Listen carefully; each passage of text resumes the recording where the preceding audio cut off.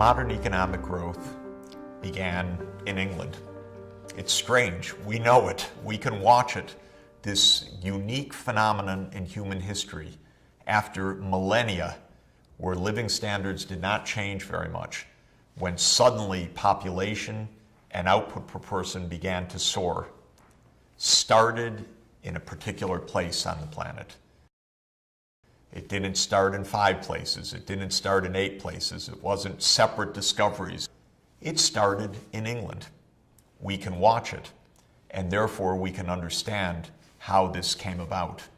I sometimes feel it's a little bit like a biologist being able to watch the start of life, the first bit of life that emerges that gives rise to all the rest. What's so interesting about life, and one of the reasons why I view it as an analogy for an economy, is that we know that every kind of life on this planet shares some basic metabolism and DNA structure. And so the biologists have said life appeared once, and from there it has evolved. And it has created a biosphere, a world of millions and millions of species. It all started, presumably, from a cell. Modern economic growth also has a kind of DNA. It also came together from a number of different materials, and voila, something took off. Also, in a way, a living property, because a growing economy gave rise to forces that continued the economic growth once it took off. If it were so easy to create economic life, it would have happened many places. We would have had records of long economic growth in China, long economic growth in different parts of the world. But as John Maynard Keynes rightly pointed out, we did not see that in human history. So what happened in the Industrial Revolution, as we call it, in the middle of the 18th century in England, in my view, was a unique coming together of various forces that allowed life in the economic sense to take off. That first cell of a modern economy that became replicating and that eventually spread to the entire world economy took off. Well, what is it about the Industrial Revolution? I think let's take a hint from the word industry itself. For the first time, a society moved beyond agriculture as the base to one in which industry was the base. This required a fundamental change of know-how, of technology, of technical advance. But just like life itself requires a lot of interaction of the components of the cell, so too the life of an economy requires many things to come together. Technology is certainly a core part, but connecting the different parts of the economy, the rural area where people are growing food, the factory towns where workers are working in factories producing textile goods, steel, new output. Those interconnections are needed as well. The food has to get to the city. The manufactured goods, the shirts and clothing are sold back to the farmers. That requires transport. That requires a market. That requires exchange. And so for the Industrial Revolution to come together in England in the 18th century, many things had to be present. First, agricultural productivity starts to rise. I wouldn't call it yet scientific farming, but I would call it very systematic and evidence-based farming. Farmers learning better rotations for crops, how to replenish the soil nutrients. There was more urbanization, more trade, a market economy taking hold, property rights, rule of law beginning to take hold. Of course, there was the wonder of the scientific revolution. Isaac Newton had shown that our world in physical terms is governed by natural laws. This opened up a completely new way of understanding things, and it opened up new avenues of practical exploration as well. One of the great breakthroughs came in 1712 even before the Industrial Revolution, but maybe you could say it's the start of it.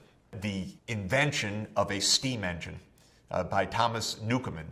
The first steam engine burning coal to create motive force was used to pump water out of the shafts of mines. It was the beginning of the revolution of steam engines and of technology.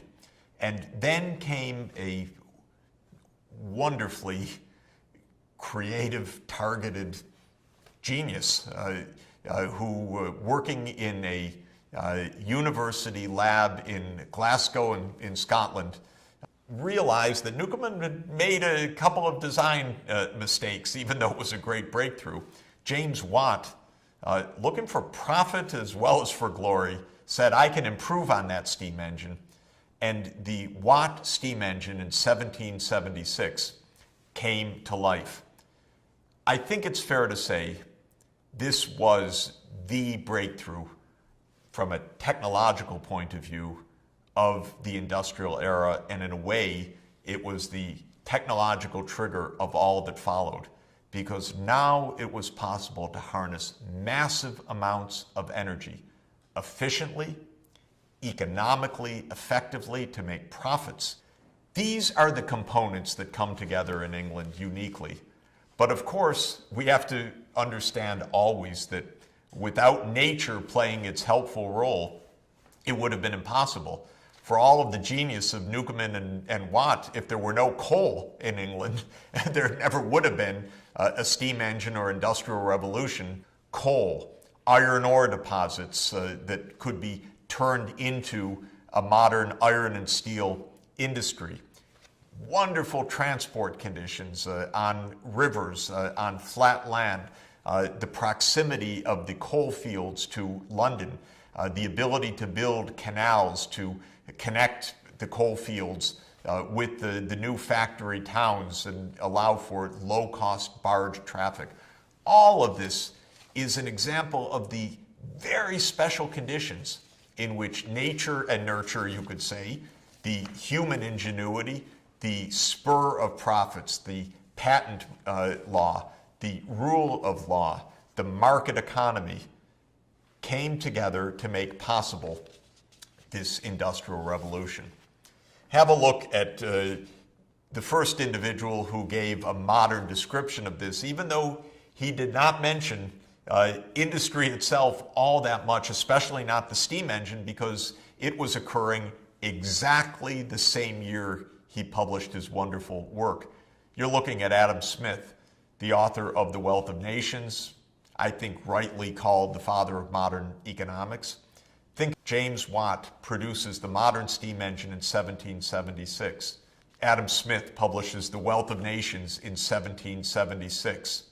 The American colonies declare their independence and the inalienable right to life, liberty, and the pursuit of happiness in 1776.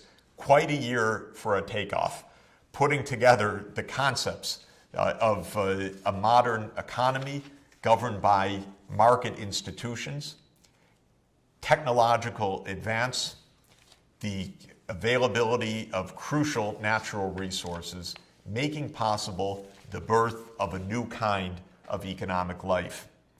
Adam Smith explained the workings of a modern economy. He gave us the idea of the invisible hand of market forces helping to spur inventors, manufacturers, farmers, so that working together, not through literal cooperation, but by trading in the marketplace, could bring about a modern market economy.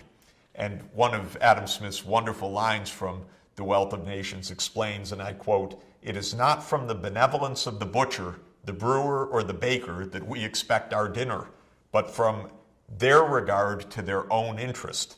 We address ourselves not to their humanity, but to their self-love, and never talk to them of our necessities, but of their advantages." In other words, we buy from the baker, the brewer, the butcher. It is through market transactions that have them producing their products, buying from the farmers. It is from the manufacturers selling their goods, earning and looking for profits that make the modern world economy work. And we know the images of that early modern era.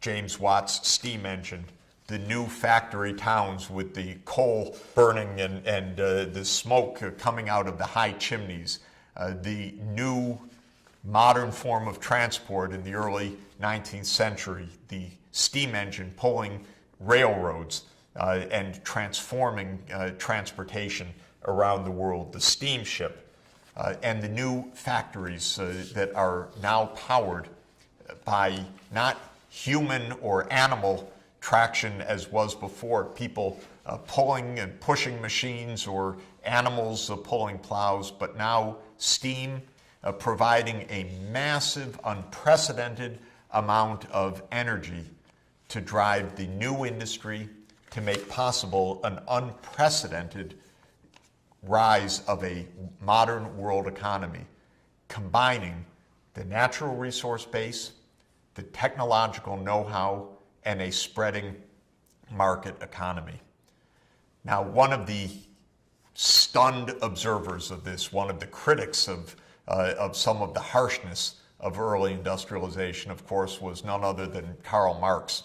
And Marx and his co-author Friedrich Engels wrote in the Communist Manifesto in 1848 a kind of ironic tribute to the power of this new modern economy driven by these breakthroughs in technology, changing the world in a unique way. They caught that mood, even if they didn't like it or fully understand, of course, what would evolve, and even if they rightly pointed out some of the harsh downsides, especially in that era. It's worth listening to Marx and Engels, how they described this new world in 1848. And I quote, "Modern industry has established the world market, for which the discovery of America paved the way. This market has given an immense development to commerce, to navigation, to communication by land. This development has, in its turn, reacted on the extension of industry, and in proportion as industry, commerce, navigation, railways extended, in the same proportion the bourgeoisie, the new capitalist class, developed, increased its capital, and pushed into the background every class handed down from the Middle Ages. A new world indeed had arrived.